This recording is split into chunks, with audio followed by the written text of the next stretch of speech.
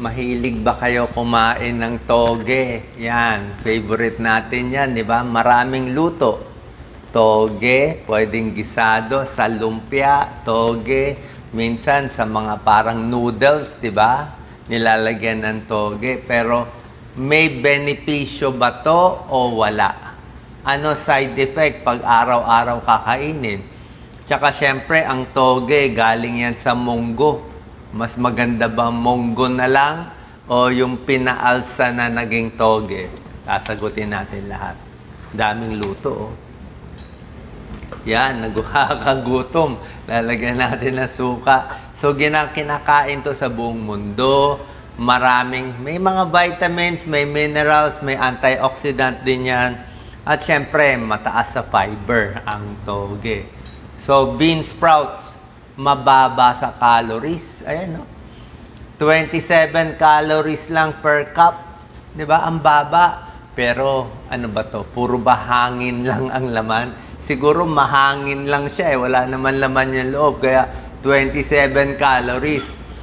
Fiber niya, may fiber. Protein niya, mas mataas ang protein ng toge compared sa spinach, sa ibang gulay. 2.7, pero hindi rin ganun kataas. Yan, protein. Fat, konti lang. Pag munggo, grabe yung protein, 14 grams. Ayan, no? Tingnan mo, protein niya, 2.7 grams. Munggo, 14 grams. Kaya lang, 1 cup nito, syempre, ang bigat sa tiyan yan, eh. Solid yan, eh. Tsaka ang taas ng calories, eh. Mataas calories niya, 200 calories. Anyway, ang toge, mung beans, maraming klase, maraming luto, napakasarap. 27 calories lang, 1 cup. Carbohydrate, sodium, fiber, may konti lang vitamins and minerals. May konting iron, magnesium, may vitamin C, medyo mataas sa vitamin K, tsaka sa folate. Ayan, no? Not so high. 1 cup, vitamin C niya, 18%. Pwede na, 14 milligrams. Vitamin K niya, 34 micrograms, 38%. Pwede na. Folate niya, maganda na rin, 16%. Vitamin B, meron na. 1 cup lang naman to, mabilis kainin, di ba? Sa lumpia o sa ibang luto, maraming luto. Iron, 5%, calcium, 1%. So, low calorie, pampapayat, hindi ganun kataas ang vitamins and minerals. Pero ang maganda sa kanya, mababa din glycemic index niya. So, ibig sabihin, syempre gulay, hindi nagpapataas sa diabetes. Ayan, no? Vitamin C, medyo marami. Calories, ito, nilagyan pa ng tokwa. Tignan natin yung benefits, okay? Pag kumain kayo ng toge, katulad nito, tulad ng gulay, sarap naman ang luto nito. Grabe. Ano nga to, Lisa? Bell pepper, no? Carrots. Carrots, bell pepper, sibuyas. Nagutom na ako. Tignan mo, pwede makababa ng cholesterol. Although, syempre, hindi ganun kasikat ang toge sa mga nagre-research, maliliit na yung pag-aaral. Small studies, nakakababa ng bad cholesterol, maganda rin sa diabetes, nakita nila. Maraming antioxidant tulad ng ibang gulay, may anti-inflammatory benefits, nakita rin nila sa maliliit na pag-aaral.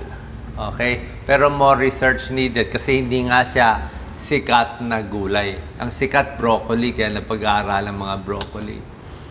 Pampalakas ng immune system, pwede natin sabihin yan kasi mataas ang vitamin C niya. May zinc, may magnesium, may flavonoid. So, pwede siya pampalakas ng katawan. Iwas infection. Ginawang sabaw. Sarap.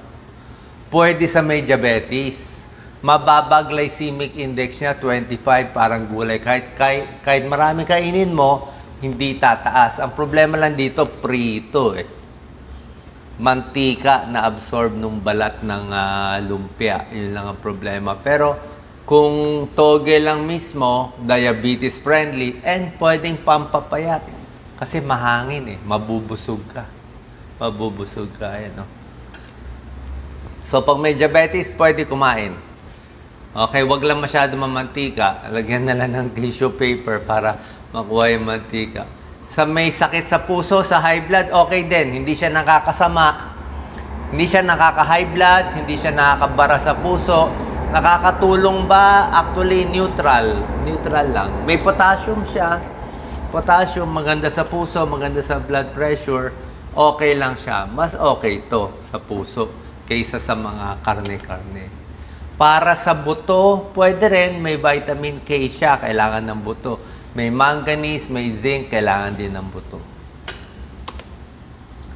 Ito, hindi pa to sure. Pero syempre, basta gulay, di ba? Gulay, anti-cancer, anti-diabetes, good for the heart, para sa arthritis. So, in general, ito. Pero hindi pa ganun ka napag-aralan. Syempre, marami pa siyang plant-based nutrients, di ba? Yung mga sangkap ng gulay. Yan, iron, zinc, protein, and vitamin B. Maraming klaseng toge, di ba? Iba't ibang mga sources. Pero halos pare-pareho naman yung calories. Yan. Ano naman ang pwede maging problema? Ito naman, yung mga araw-araw kumakain ito, ano tamang pagluto? May danger din. Yung iba may allergy. Okay? Pag may allergy ka sa soy products, pero kung wala ka naman allergy, okay lang. Ang problema natin, ito, bacteria. Meron na kasing mga incident sa buong mundo na nagtatae, nilalagnat sa pagkain ng toge. Kasi nga, minsan, hindi siya niluluto maigi. Minsan, pagka-store, hindi nakalagay sa refrigerator, nakalabas lang, basa-basa siya, mabilis tumuan ng bakterya. Yan. So, pag mabilis siya matubuan ng bakterya, hindi mo pa niluto maigi, minsan hindi luto maigi yung toge, yun ang potential for harmful bacteria. E. coli bacteria, salmonella bacteria, may incidence ng food poisoning, pwede magsuka, magtae, mag-stomach cramps pag araw-araw. Tsaka syempre, pag mahilig ka dito, takot tayo sa bacteria, salmonella, E. coli, medyo ingat kung buntis, kung bata, kung may kidney problem, o may cancer, may chemotherapy, anything na mahina immune system, pwede naman kumain. Huwag lang sobra dami. Kasi nga, dapat sigurado tayo malinis yung pagka-store, pagkabili, at pagkaluto. So, moderation. Pwede 1 cup a day, 1 cup, 2 cups, may tokwa, walang problema yan. Okay po yan. Ito yung storing. Ito, kailangan hinugasan maigi para tanggal ang dumi. Siyempre, baka may lupa pa yan. Tapos, pat dry. Kailangan dry siya. Pwedeng tissue paper, ipa-pat dry para hindi masyadong basa. Ilalagay sa airtight container bago i-refrigerate. Gusto nga niya, medyo freezer ang dating. 2 degrees to 4 degrees. Kailangan malamig na malamig, naka-store, good for 5 days. Okay? Kasi kung hindi, kung nasa labas lang yung toge, baka minsan binibenta sa palengke, nasa labas lang na matagal na panahon, pwede magkaroon ng bakterya. Baka nagtae kayo dahil dito. So yan, storage, importante. Preparation, dapat malinis. Ayan, no? Sandwich, salad, spring roll. Hilig natin, toge. Pwede rin natin paglaban sa munggo. Okay? Ayan, no?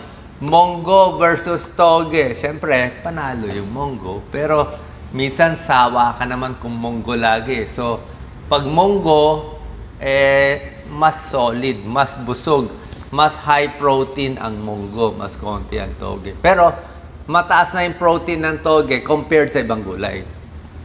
Munggo kasi superfood, ayan eh. Puro star lahat eh. Okay, ang toge mas konti.